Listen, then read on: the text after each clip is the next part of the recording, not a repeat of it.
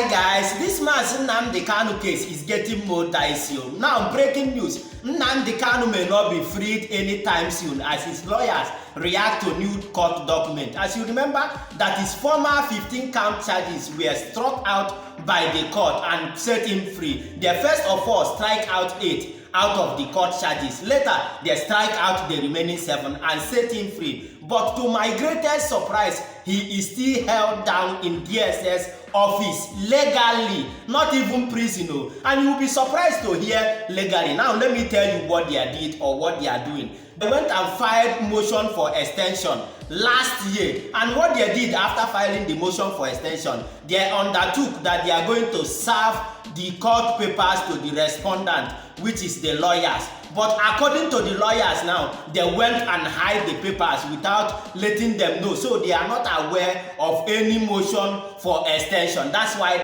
they have been holding him down in DSS office. But me, I no be lawyer, I no sabi speak experte de motionne, I be ceteris paribus. So I'm going to allow you to watch the video by yourself. But as you are watching it, make sure you are sharing it, and I'll be back. Against the federal government, I've struck out 8 of the 15 counts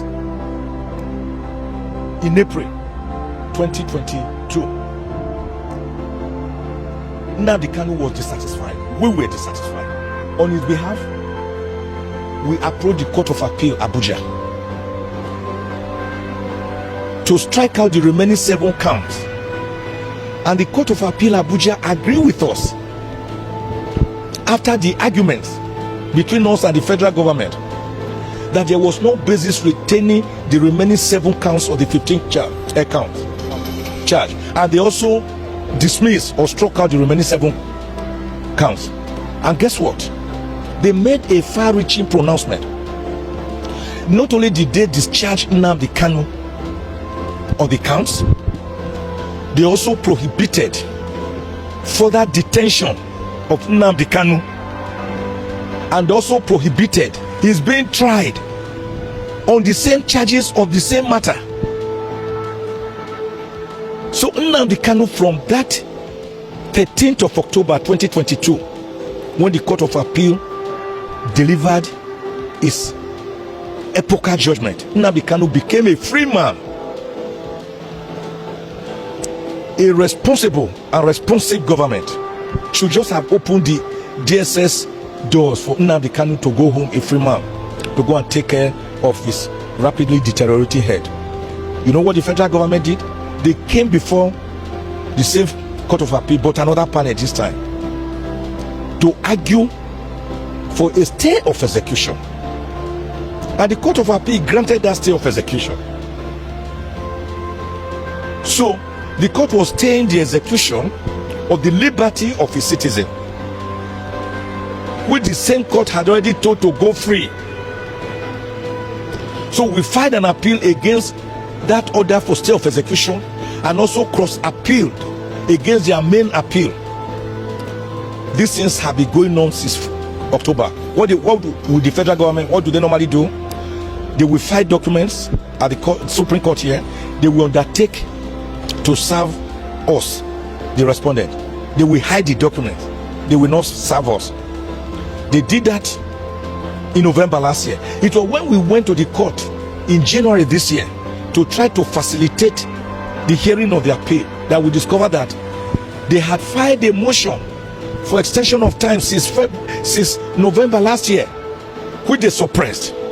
Everything, as all the delays both at the Federal High Court, the Court of Appeal, and the Supreme Court, have always been actuated and activated and propelled and instigated by the federal government, because they never wanted Nnamdi Kanu to be tried. They never wanted their appeals to be heard. They are satisfied with simply keeping Nnamdi Kanu perpetually in the gulag. That's what they have been doing. And to buttress what I'm saying, only last night, yesterday, one at 2:39 p.m. and last night at 6:25 p.m.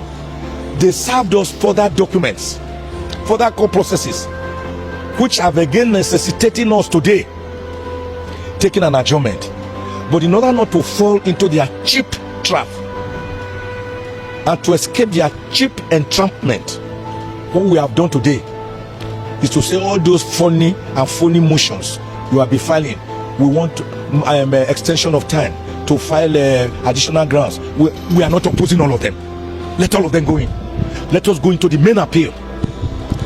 So the main appeal, by the grace of God, has been adjourned to the 11th of May 2023, which is just less than 2 weeks, or about 2 weeks from now.